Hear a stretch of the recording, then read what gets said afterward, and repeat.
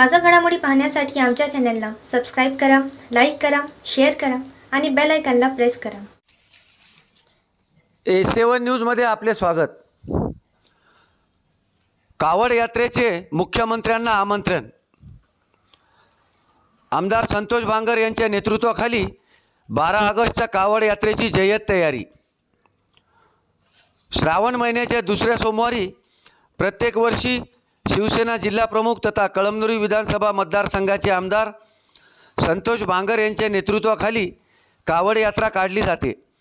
त्यानुसार यावर्षीही दिनांक 12 ऑगस्टला कावड यात्रा काढली जाणार असल्याने त्याचे निमंत्रण मुख्यमंत्री एकनाथ शिंदे यांना देण्यात आले आहे.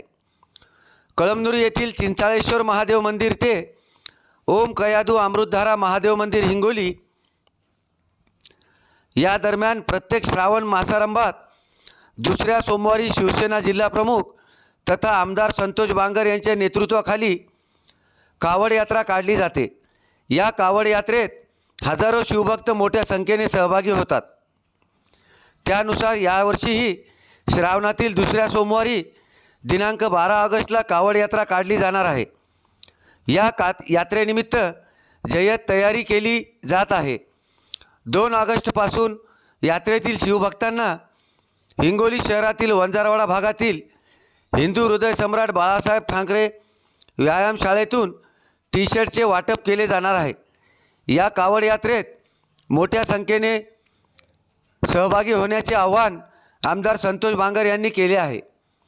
A7 न्यूजसाठी अनिस अहमद, हिंगोली.